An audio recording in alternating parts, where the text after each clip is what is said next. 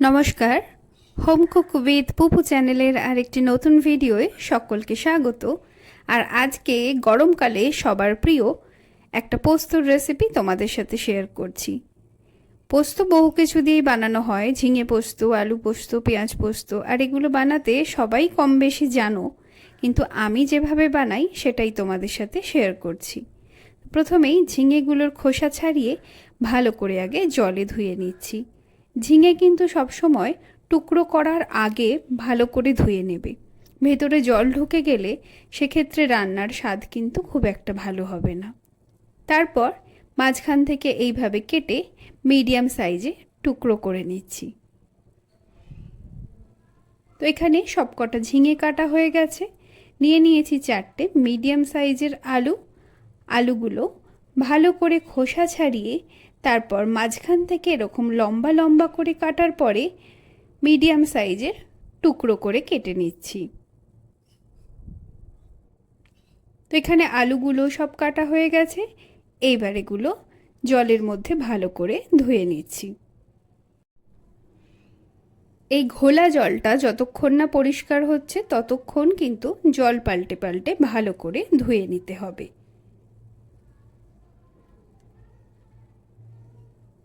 এইবার আলুগুলোকে জল থেকে ছেঁকে তুলে নিলাম। এইবার কিছুক্ষণের জন্য এগুলোকে ভালো করে জল ঝরিয়ে নিচ্ছি। একটা মিক্সিং জারের মধ্যে দিয়ে দিলাম 3টে শুকনো লঙ্কা আর দিয়ে দেব পরিমাণ মতো পোস্ত। পোস্তর ব্যবহার একটু বেশি করব, কারণ এই ঝিঙে আলু পোস্ত বা পেঁয়াজ পোস্ততে পোস্ত যদি একটু বেশি না দেওয়া হয় সেক্ষেত্রে কিন্তু খেতে ভালো লাগে না।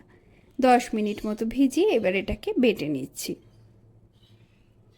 কড়াইতে দিয়ে দিলাম সর্ষের তেল। তেল একটু গরম হতে দিয়ে দিলাম 5 ফোড়ন। ফোড়নের ভাজা গন্ধ আসলেই দিয়ে দিলাম জল ঝরিয়ে রাখা আলু। এবার 4 থেকে 5 মিনিট মিডিয়াম ফ্লেমে আলুগুলোকে ভালো করে নেড়েচেড়ে নিতে হবে। আলু একটু নরম হলেই দিয়ে দিচ্ছি ঝিঙেগুলো। এইবার একইভাবে ঝিঙে আর আলু 3 থেকে 4 মিনিট আর একটু নেড়েচেড়ে নেব।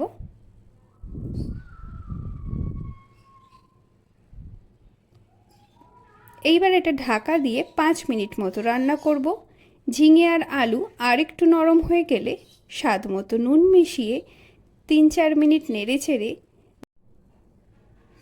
ঢেলে দেব পোস্ত শুকনো লঙ্কার পেস্ট।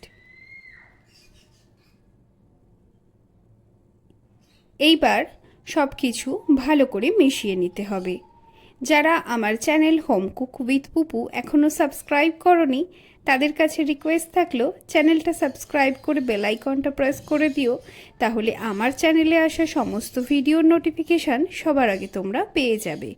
ওপর থেকে 1.5 কাপ মতো জল দিয়ে এটা ঢাকা দিয়ে হাই ফ্লেমে একটু ফুটিয়ে নিলাম।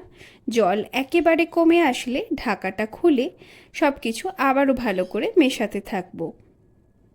এইবার গ্যাসের ফ্লেমটা সম্পূর্ণ হাইতে করে দিয়ে 3 থেকে 4 মিনিট ভালো করে এইভাবেই নাড়তে থাকবো যতক্ষণ না জলটা পুরোপুরি শুকিয়ে যাচ্ছে। এইবার এর উপরে দিয়ে দিলাম একটু কাঁচা সর্ষের তেল। যে কোনো পোস্ততেই ওপর থেকে একটু কাঁচা সর্ষের তেল দিলে এটার ফ্লেভারটা কিন্তু দারুণ ভালো হয়। তোমরা কারা এইভাবে পোস্ত রান্না করো কমেন্ট করে অবশ্যই জানিও।